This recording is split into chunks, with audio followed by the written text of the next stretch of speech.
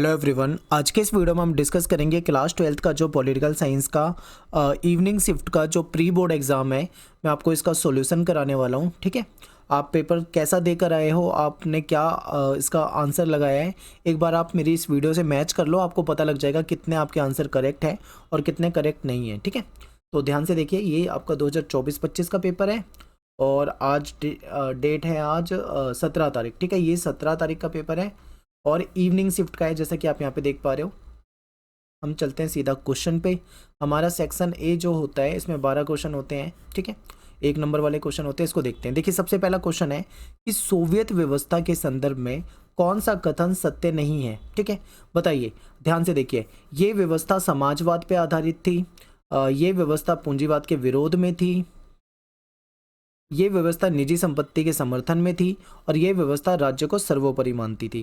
तो इसमें से कौन सा सत्य नहीं है ये पूछा है। कौन सा सत्य है पहले ये देख लेते हैं। समाजवाद पे आधारित थी, बिल्कुल ठीक है। पूंजीवाद का विरोध करती थी, बिल्कुल ठीक है। और ये राज्य को सर्वोपरि मानती थी, ये भी बिल्कुल ठीक है। लेकिन ये जो सी ऑप्शन है ना, ये ठीक नहीं है, क्योंकि निजी संपत्ति की बात जो होती है आप सबने पढ़ा है कि पूंजीवाद में होती है। ठीक है, यहाँ तो हम समाजवाद की, सोवियत व्यवस्था की बात कर रहे हैं, तो आपका सी ऑप्शन यहाँ पे क्या है, आपका आंसर हो जाएगा। ठीक है, अगर आपने सी लगाया तो आपका आंसर यहाँ पे ठीक है।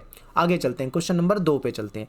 मिखाइल गोर्बाचेव को निम्नलिखित में से किस कार्य के लिए नहीं जाना जाता है। ठीक है, ध्यान से देखिए, नहीं जाना जाता है, तो ऑप्शन है ग्लासनोस्त के लिए, पेरेस्ट्रोइका के लिए, संयुक्त राज्य अमेरिका से तनाव में कमी के लिए, या सोवियत साम्यवादी दल को सशक्त करने के लिए। किस लिए नहीं जाना जाता है, तो यहाँ पे आपका ऑप्शन हो जाएगा डी, सोवियत साम्यवादी दल को सशक्त करने के लिए। देखिए, ग्लासनोस्त की जो पॉलिसी थी यही लेके आए थे, पेरेस्ट्रोइका भी यही लेके आए थे, और अमेरिका से तनाव की कमी भी इन्होंने कोशिश की थी कि अमेरिका से संबंध जो है वो थोड़े सामान्य हो जाए। और ठीक है, तो ये तीनों पॉइंट यहाँ पे ठीक है, लेकिन हमको पूछा है कि कौन सा नहीं है, तो डी ऑप्शन, साम्यवादी दल को शासन करने के लिए, ये आपका सही आंसर यहाँ पे नहीं होगा। ठीक है, तो यही आपको पहचानना था कि कौन सा सही नहीं है। क्वेश्चन नंबर 3 है, सुरक्षा नीति के संदर्भ में अपरोध का क्या मतलब होता है, तो युद्ध की आशंका को रोकना। ठीक है, ये मैं, अगर आपने वीडियो मेरी ध्यान से देखी हो तो ये सारे क्वेश्चन कराए थे, वही क्वेश्चन आ रखे हैं और पेपर जो है वो काफ़ी आसान है। अगला है, इसमें आपको क्या करना है, ए और बी ये लिस्ट दे रखी है, आपको इसको मिलान करना है। ठीक है, तो देखिए, इसमें अगर मैं मिलाऊं तो इस स्वीडन जो है ये स्कैंडिनेवियन देश है। ठीक है, स्कैंडिनेवियाई देश है। अरब देश की बात करें तो अरब देश में आपका आ जाता है यहाँ पे ओमान जो है ये अरब कंट्री है। दक्षिण एशियाई विकासशील देश की बात करें तो श्रीलंका जो है वो दक्षिण एशियाई विकासशील देश है। और सहारा मरुस्थल की बात करें जो इथियोपिया है, ये क्या हो जाएगा आपका, ठीक है, सहारा मरुस्थल वाला देश हो जाएगा। तो आपको इस तरीके से इसको मैच करना था, तो आपका आंसर क्या हो जाएगा, यहाँ पे ए हो जाएगा। ठीक है, पहले का दूसरा और दूसरे का यहाँ पे तीसरा है, तीसरे का चौथा है, चौथे का पहला है, यानी कि ए आंसर आपका यहाँ पे करेक्ट हो जाएगा। इसके बाद मैं चलता हूँ क्वेश्चन नंबर 5 पे। क्वेश्चन नंबर 5 है, इसमें आपको एक कथन और एक कारण दे रखा है, इसको आपको ध्यान से पढ़ना है। तो देखते हैं, भारत को क्योटो प्रोटोकॉल की बाध्यताओं से छूट दी गई है, पहला है। दूसरा है, भारत का औद्योगिकरण के दौर में ग्रीन हाउस गैसों का उत्सर्जन में विशेष योगदान नहीं था। अब आपको यहाँ से ध्यान से देखना है कि क्या ये सही है। तो कथन जो है ये बिल्कुल सही है कि जब क्योटो प्रोटोकॉल ये 1997 में आया था, जिस समय में ये आया था उस समय में भारत को इसमें छूट दी गई थी, बिल्कुल ये ठीक है यहाँ पे। तो दूसरा क्या है कि भारत का औद्योगिकरण के दौर में ग्रीन हाउस गैस का उत्सर्जन में विशेष योगदान नहीं है, तो अगर इसे देखा जाए तो ये भी ठीक है, क्योंकि भारत का कोई खास विशेष योगदान था नहीं, क्योंकि हमारा जो प्रति व्यक्ति कार्बन उत्सर्जन था ना वो काफ़ी कम था। ठीक है, तो यहाँ पे क्या सही है, यहाँ पे आप कहोगे कि यहाँ पे कथन, अभिकथन जो है ये भी ठीक है और कारण जो है ये भी ठीक है, और अभिकथन की सही व्याख्या भी कर रहा है। क्यों छूट दी गई थी, क्योंकि भारत का, ठीक है, छूट क्यों दी गई थी, क्योंकि भारत का कार्बन उत्सर्जन कम था, तो कहीं ना कहीं उसको एक्सप्लेन कर रहा है, तो पांचवे का ए हो जाएगा। ठीक है, आपने क्या लगाया है आप उसको देख सकते हैं। अब मैं चलता हूँ क्वेश्चन नंबर 6 की तरफ। क्वेश्चन नंबर 6 है, कह रहे हैं कि नीचे 2 कथन दिए हुए हैं, कथन 1 और कथन 2, इसको हमें देखना है। ठीक है, तो कथन 1 है, 1992 में संयुक्त राष्ट्र संघ का जो पर्यावरण और विकास के मुद्दे पे केंद्रित एक सम्मेलन हुआ था, जो कि ब्राजील के रियो डी जनेरियो में हुआ था। ठीक है, और एजेंडा 21 का संबंध पृथ्वी सम्मेलन से है। तो ये आपके 2 कथन दे रखे हैं क्वेश्चन नंबर 6 में। अब आपको पहचानना है इसके आंसर को। तो कथन 1 भी आपका ठीक है और एजेंडा 21 में पृथ्वी सम्मेलन से ये भी ठीक है, यानी कि कथन 2 भी आपका सही है। तो आपका ऑप्शन ए ही यहाँ पे करेक्ट हो जाएगा। ठीक है, अब चलते हैं क्वेश्चन नंबर 7 की तरफ। भारत के जो पहले लोकसभा चुनाव से संबंधित निम्नलिखित में से कौन सा कथन कौन सा तथ्य है, कौन सा फैक्ट है जो कि गलत है। ठीक है, ध्यान देना, गलत है। ऑप्शन है कि चुनाव आयोग की स्थापना 25 जनवरी 1950 को हुई। ध्यान से देखिए, प्रथम चुनाव आयुक्त सुकुमार सेन थे, ये भी ठीक है। चुनाव के लगभग 17 करोड़ मतदाता थे। ठीक है, और लास्ट में क्या है, चुनाव की सीटों की कुल संख्या 543 थी। उस समय की अगर बात करें तो 543 नहीं होगी। ठीक है, ये आपका जो डी ऑप्शन है यही क्या है, आपका गलत फैक्ट है। ठीक है, ये गलत तथ्य है, यही आपको क्या करना था, पहचानना था। और इसके बाद मैं चलता हूँ क्वेश्चन नंबर 8 की तरफ। क्वेश्चन नंबर 8 है कि द्वितीय लोकसभा के चुनाव में कांग्रेस पार्टी को डैश में हार का सामना करना पड़ा था। ठीक है, दूसरा जो लोकसभा चुनाव था वहाँ पे कांग्रेस पार्टी को कहाँ पे हार का सामना करना पड़ा था, तो आप सभी जानते हैं केरल में। क्यों? क्योंकि केरल में जो कम्युनिस्ट पार्टी है सीपीआई ये आई थी। ठीक है, तो ये आपका सी ऑप्शन यहाँ पे ठीक हो जाएगा। इसके बाद क्वेश्चन नंबर 9 है कि तिब्बत से आए हुए जो शरणार्थी हैं उनके लिए धर्मशाला एक महत्वपूर्ण स्थान है। धर्मशाला भारत के किस राज्य में है?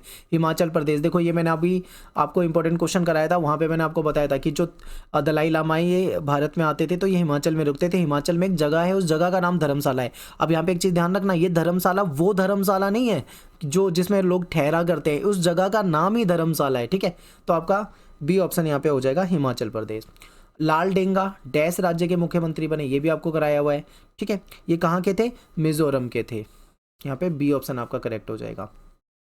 निम्नलिखित को उनके गठन के कालक्रम के अनुसार आपको लगाना है। ठीक है, यानी कौन सा राज्य कब बना था आपको ये बताना है। तो 11th का अगर हम देखें तो इसमें आपका हो जाएगा, ठीक है, गठन के कालक्रम को आपको व्यवस्थित करना है।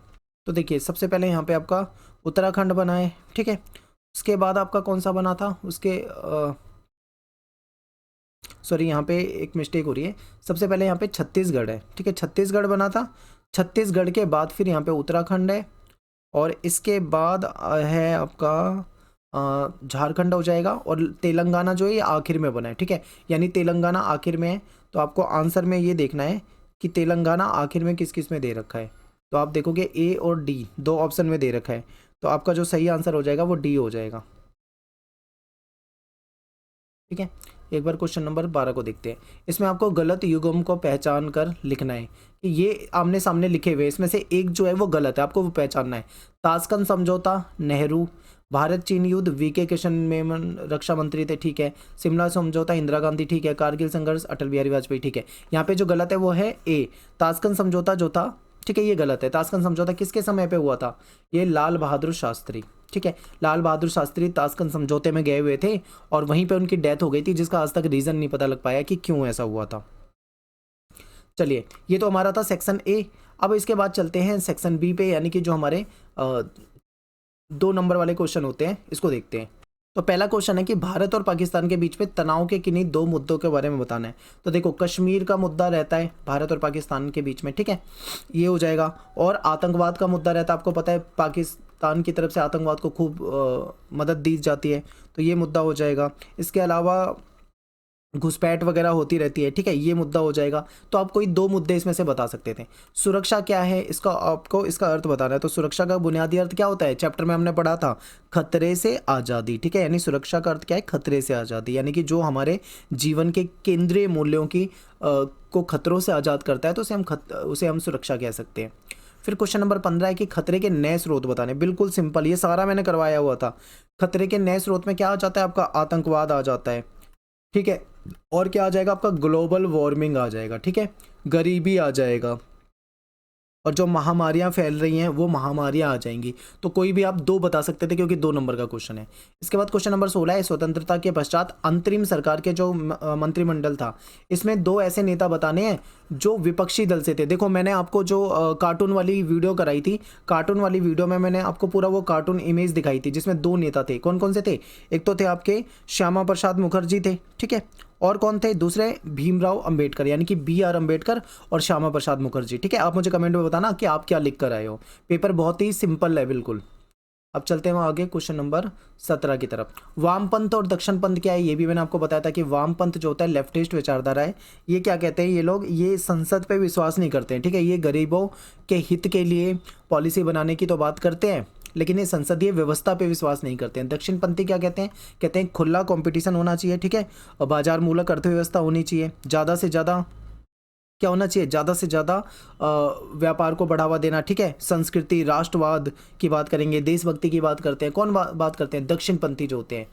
तो ये दोनों में आपको बता देना था। फिर इसके बाद आखिरी क्वेश्चन है क्वेश्चन नंबर 18 कि प्रथम 3 लोकसभा चुनाव जो थे कांग्रेस पार्टी उसमें उसका वर्चस्व था। क्यों था वर्चस्व, ये भी आपको कराया हुआ है, सारे वही क्वेश्चन है।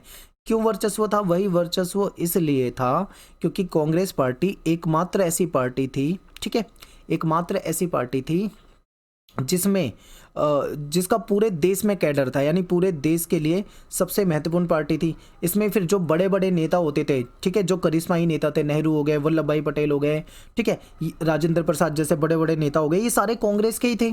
ये भी बता सकते हो। विपक्ष उस समय देश में कमजोर था या विपक्ष ना के बराबर था, ठीक है, ये भी बता सकते हो। तो कोई भी आप पॉइंट यहाँ बता सकते थे। तो यहाँ पे अपना सेक्शन क्या था, सेक्शन बी भी हो जाता है, ठीक है। अब हम बात करते हैं सेक्शन सी की।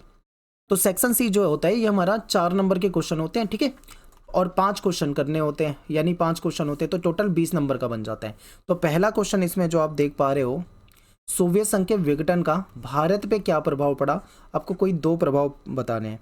तो देखिए क्या था, कहीं ना कहीं भारत जब सोवियत संघ का विघटन हुआ था तो भारत में आर्थिक प्रभाव पड़ा था। हुआ क्या था उस समय में, क्योंकि भारत कहीं ना कहीं उससे हथियार वगैरह खरीदता था, तेल वगैरह खरीदता था, ठीक है, तो उसमें कहीं ना कहीं कुछ कमी आई होगी, और कहीं ना कहीं जो नए राजनीतिक साझेदार बने होंगे, ठीक है, तो ये प्रभाव पड़ा था। इसके बाद क्वेश्चन नंबर 20 है, इसमें ए और बी 2 ऑप्शन दे रखे हैं, इसमें से आपको कोई एक क्वेश्चन करना है। तो वैश्वीकरण के कोई 2 सकारात्मक और नकारात्मक प्रभाव, ये आपके लिए ज़्यादा इजी रहा होगा मेरे हिसाब से। मुझे लग रहा है ज़्यादातर बच्चों ने यही वाला क्वेश्चन अटैम्प्ट करा होगा, ठीक है। सकारात्मक वैश्वीकरण के अगर मैं प्रभाव की बात करूं तो कौन से सकारात्मक हो सकते हैं कि वैश्वीकरण के कारण लोगों को विभिन्न प्रकार का क्या है, रोजगार मिल रहा है, ठीक है, नए नए प्रकार के रोजगार मिल रहे हैं।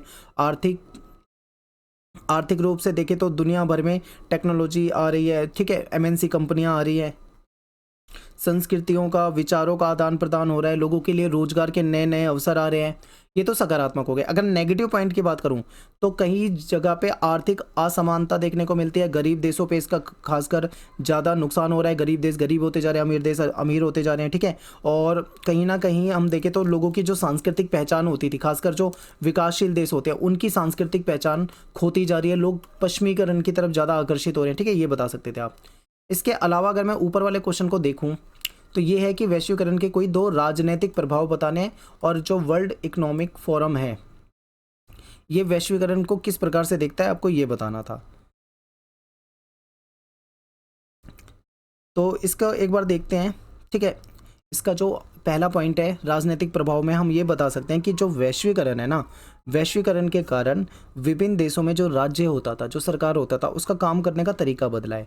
पहले आपने क्या देखा था कि राज्य जो होता था कल्याणकारी राज्य होता था, हमने पढ़ा था ना चैप्टर में, लेकिन अब वो धीरे धीरे अपना नेचर बदलता जा रहा है, अपने को कुछ एक मामलों तक सीमित रखता है। ये राज्य वाला प्रभाव, ये राजनीतिक प्रभाव हो जाएगा, ठीक है। इसके अलावा विभिन्न देशों को में देखें तो जो बड़ी बड़े जो संस्थान होते हैं उनका प्रभाव देखने को मिलता है, यहाँ तक कि मल्टीनेशनल कंपनियों का भी प्रभाव काफ़ी देखने को मिलता है, ठीक है।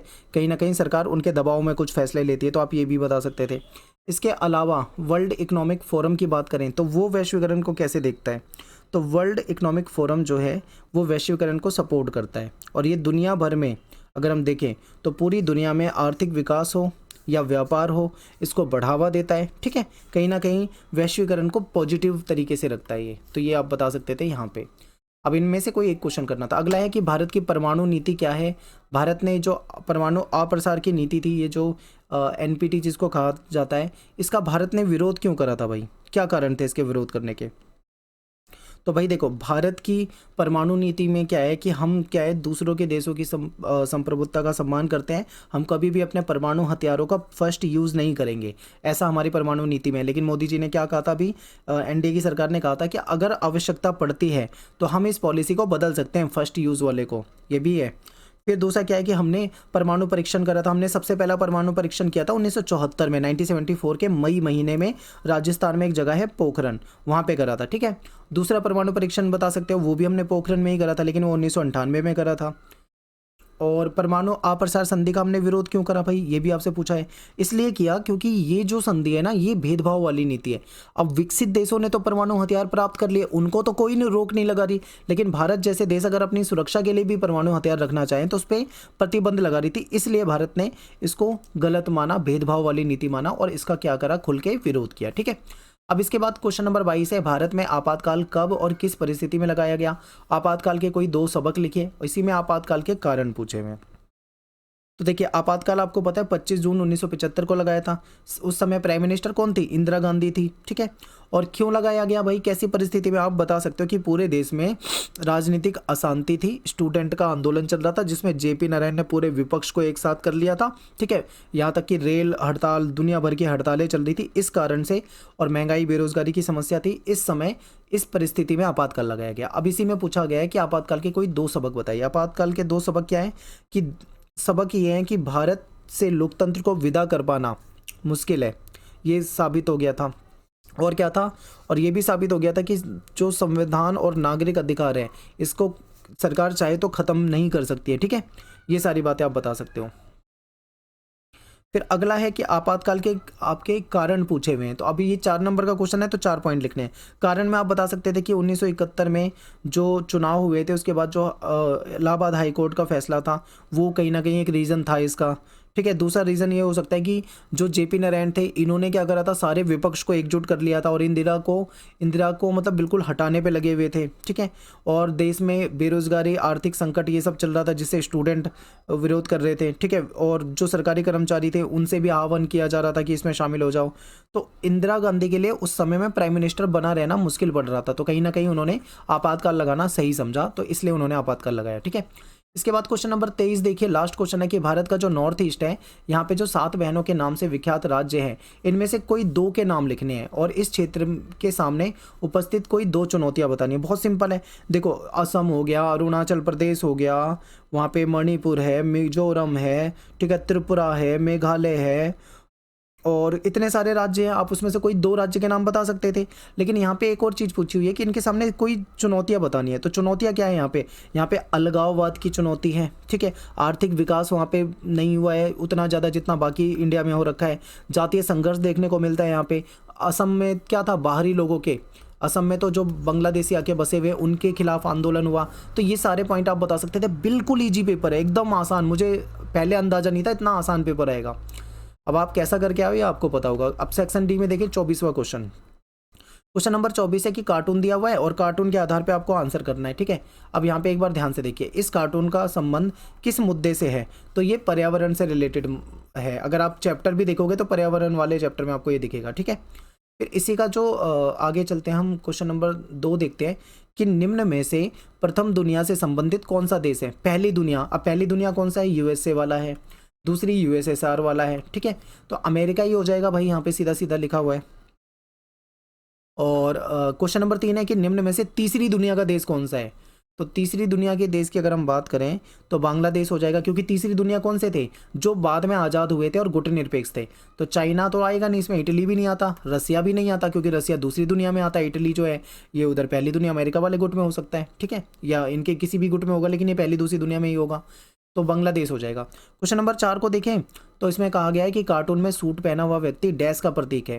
किस चीज़ का प्रतीक है, तो कहीं ना कहीं ये विकसित देश का प्रतीक है, क्योंकि सूट कहीं ना कहीं विकसित होने का की ओर इशारा करता है। ठीक है, इसके बाद चलते हैं हम आगे क्वेश्चन नंबर 25 पे। इसमें क्या है, आपका मैप रहा होगा। तो क्वेश्चन नंबर 25 को देखते हैं, इसमें आपको आंसर करना था। ठीक है, तो कर्पूरी ठाकुर कहाँ के थे, कर्पूरी ठाकुर जो थे वो बिहार से थे, और लाल बहादुर शास्त्री कहाँ से है, ये यूपी से हैं। ठीक है, इसके बाद इसी का मैं अगला पार्ट देखूं, अगर तीसरा, वह राज्य जहाँ से गयालाल था, गयालाल आपको याद आया, दल बदल वाली घटना, हरियाणा की बात है, हरियाणा से हो जाएगा। वह राज्य जहाँ पे प्रथम गैर कांग्रेसी सरकार बनी थी, तो सबसे पहले केरल में बनी थी। ठीक है, किसकी सरकार बनी थी, कम्युनिस्ट पार्टी की, यानी सीपीआई की बनी थी। तो चारों के आंसर आपको पता लग गया, आप बता सकते हो यहाँ पे। ठीक है, और अब हम चलते हैं आगे। इसके बाद है हमारे मैप के बाद क्वेश्चन है, ये होगा आपका पैसेज वाला क्वेश्चन होगा, ये है पैसेज। ठीक है, इस पैसेज को तो मैं यहाँ पे नहीं पढ़ूंगा, मैं सीधा क्वेश्चन पे ले चलता हूँ। उपरोक्त गद्यांश जो है वो किस क्षेत्र की चर्चा कर रहा है? इस गद्यांश में किस क्षेत्र की चर्चा हो रही है, ध्यान से देखोगे आप तो यहाँ पे कहीं ना कहीं आपको दक्षिण एशिया की चर्चा दिख रही है, क्योंकि जातीय संघर्ष की बात चल रही है। ठीक है, फिर दूसरा क्वेश्चन क्या है कि लिट्टे का संबंध जो है किस देश से है? आप सभी जानते हैं श्रीलंका से। श्रीलंका में जो तमिलों का एक उग्र संगठन था। ठीक है, फिर 1971 में कौन सा देश अस्तित्व में आया था? तो बांग्लादेश जो था 1971 में अस्तित्व में आया था। पहले ये किस नाम से जाना जाता था? इसको पूर्वी पाकिस्तान कहा जाता था ना। इसके बाद है तीस्ता नदी जल विवाद जो है किन दो देशों के बीच में है? तो तीस्ता नदी जल विवाद जो है ये भारत और बांग्लादेश के बीच में आपको दिखेगा। इसके बाद है क्वेश्चन नंबर 27। ये ना आपके सेक्शन ई शुरू होता है यहाँ से। सेक्शन ई में क्या होता है, आपके 6 नंबर के क्वेश्चन होते हैं और टोटल 4 क्वेश्चन होते हैं, तो 24 नंबर का आपका ये सेक्शन हो जाता है। इसमें हर क्वेश्चन में आपको चॉइस मिल जाती है, तो ये आपके लिए अच्छी बात है। तो पहला क्वेश्चन देखते हैं, जो यूरोपीय संघ है यानी यूरोपियन यूनियन है, इसको प्रभावशाली क्षेत्रीय संगठन बनाने में कौन से कारक सहायक है? सारा आपको करा रखा है, सारा। आप जानते हैं कि यूरोपीय संघ जो है कहीं ना कहीं आर्थिक रूप से एक मजबूत संगठन है। ठीक है, आर्थिक एकीकरण आप कह सकते हो। फिर इसके पास राजनीतिक स्थिरता भी है, क्योंकि यहाँ पे आप देखोगे तो आपको कहीं ना कहीं सबसे मजबूत संगठन मिलेगा। फिर इसका भू राजनीतिक प्रभाव है, चाइना वाइना हर अमेरिका तक के देश जो है इसके सामने कहीं ना कहीं इसकी अर्थव्यवस्था के सामने छोटे पड़ जाते हैं, क्योंकि इसका व्यापार जो है वो अमेरिका से भी 3 गुना ज़्यादा है। इसकी मुद्रा यूरो जो है मुद्रा भी आ जाएगी, क्योंकि इसकी मुद्रा अमेरिकी डॉलर जो है उसके लिए एक खतरे का संकेत है। ठीक है, तो ये सारे पॉइंट आपको यहाँ पे बता देने थे।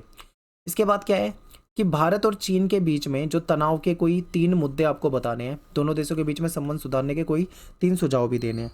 तो भारत और चीन के बीच में है सीमा विवाद, जो कि आपको जम्मू कश्मीर में लद्दाख वाले हिस्से में अक्साई चीन वाले में दिखता है, और उधर नॉर्थ ईस्ट में जाओगे तो अरुणाचल प्रदेश में दिखता है। ठीक है, जिसको नेफा कहा जाता था, यहाँ पे सीमा विवाद है। और तिब्बत का मुद्दा भी एक विवाद का कारण बना था, क्योंकि भारत ने शरण दे दी थी 1959 में, किसको? जो दलाई लामा थे। ठीक है, दलाई लामा को, वो भी एक रीज़न बन गया था। इसके अलावा डोकलाम विवाद बता सकते हो आप, जो वहाँ पे सेना के बीच में था। तो ये कुछ कारण थे, आप इसे बता सकते हो। कोई 3 मुद्दे ही आपको बताने थे। फिर कैसे सुधारा जा सकता है संबंध? तो आप संबंध सुधारने के लिए आप खुद से पॉइंट बना के बता सकते हो। ठीक है, संबंध कैसे सुधारे जा सकते हैं? आपसी बातचीत करके। ठीक है, विभिन्न आपस में व्यापार को बढ़ावा देके सकारात्मक दिशा में जो मुद्दे हैं बैठ कर बातचीत से सुलझा लिया जाए, ये सब तरीके हो सकते हैं। इसके इसके बाद है क्वेश्चन नंबर 28। 28 में भी आपके 2 क्वेश्चन है। जो यूएनओ है इसकी सुरक्षा परिषद में सुधार क्यों जरूरी है? भारत का स्थायी सदस्यता की दावेदारी के पक्ष में आपको बताना है। तो देखो भाई, यूएनओ की सुरक्षा परिषद में इसलिए सुधार की जरूरत है क्योंकि यूएनओ की जो आम सभा है उसमें तो मेंबर बड़े हैं, 193 मेंबर हो गए हैं, लेकिन जो सुरक्षा परिषद है उसमें आज भी वही 5 और 10 वाला सिस्टम चल रहा है। 5 परमानेंट मेंबर होते हैं और 10 जो होते हैं वो अस्थायी सदस्य होते हैं। ठीक है, यानी कि इसकी सदस्य संख्या बड़ी है, लेकिन यूएनएससी में कोई नहीं बढ़ रहे हैं सदस्य देश।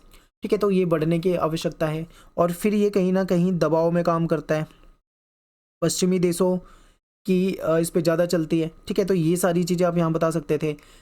और भारत की स्थायी सदस्यता के लिए आप क्या बताओगे? भारत एक बड़ा आर्थिक शक्ति है, भारत की आबादी बहुत ज़्यादा है, भारत जो यूएनओ के जो बजट है उसमें योगदान हमेशा से देता है।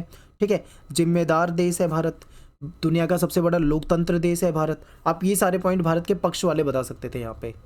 तो 28 का ये हो जाएगा ए। 28 का बी क्या है कि संयुक्त राष्ट्र संघ के किन्हीं 3 प्रमुख अंगों के बारे में बताना है। तो संयुक्त राष्ट्र संघ के अंगों में अगर हम देखें तो आम सभा इसका अंग हो जाता है। ठीक है, सुरक्षा परिषद इसका अंग हो जाता है, अंतर्राष्ट्रीय न्यायालय इसका अंग हो जाता है। ठीक है, तो 3 पूछे तो यही 3 आप बता सकते थे, इनके बारे में थोड़ा थोड़ा लिख देते। फिर इसके बाद क्वेश्चन है 29 का ए। एक बार इसे मैं इरेज कर देता हूँ। ठीक है, क्वेश्चन नंबर 29 का ए देखिए आप, जब तक मैं इसे इरेज करता हूँ।